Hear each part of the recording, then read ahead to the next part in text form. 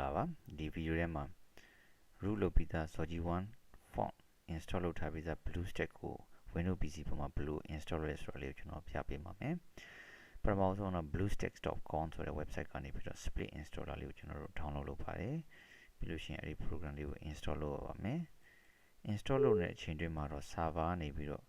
data တော်တော်များများကို download လုပ်ချအောင်မှာဖြစ်ပါတယ်အဲ့ဒါ 100 MB ကျော်လောက်ရှိပြီးတော့အဲ့ဒါပြီးတော့တဲ့အခါမှာတော့ BlueStack ကသူ့ဟာသူစပါလိမ့်မယ်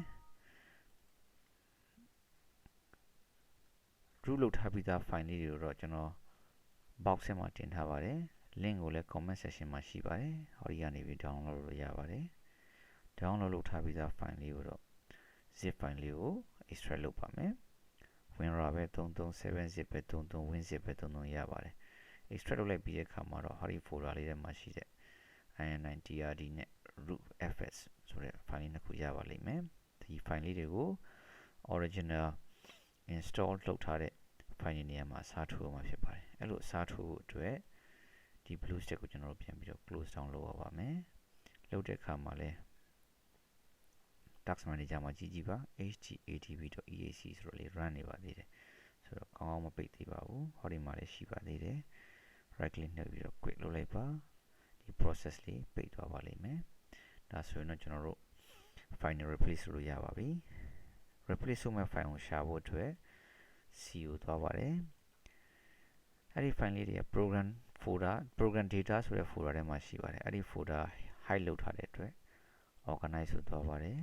folder and search option view show hidden files folders and drive ကို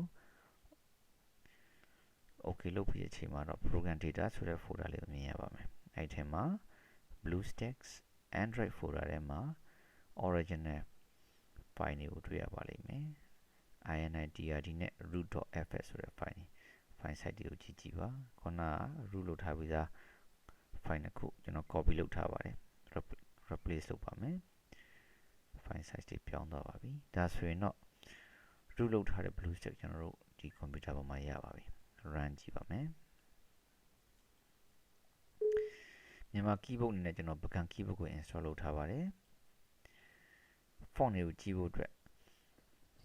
Notepad ဆိုတဲ့ application ကို install လုပ်ထားပြီးတော့ web browser အနေနဲ့ကျွန်တော် Dolphin ကိုနမူနာအနေနဲ့ထည့်ထားပါတယ်ဘယ် web browser ပဲသုံးရပါတယ် root ကို check လုပ်ဖို့အတွက် root checker ကို install လုပ်ထားပါတယ် let's check root so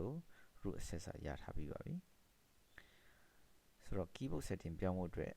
setting ကိုသွားပါတယ် change keyboard settings အဲဒီမှာ Bakan keyboard ကို check လုပ်လိုက်ပါ Android နဲ့ Chinese keyboard တွေကို uncheck လုပ်ပါတယ်ပြီးတော့ notepad ကိုဖွင့်ကြည့်အောင်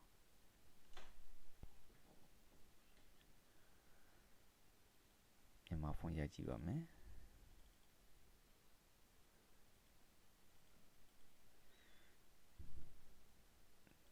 ဒါဆိုရင် BlueStack ထဲမှာမြန်မာလိုရိုက်ကြည့်လို့ရပါပြီဖတ်လို့လည်းရပါပြီဆိုတော့ web browser ကိုသွားကြည့်ရအောင် Google ကိုသွားပါမယ်မြန်မာလိုရိုက်ပြီးတော့ရှာကြည့်ပါမယ်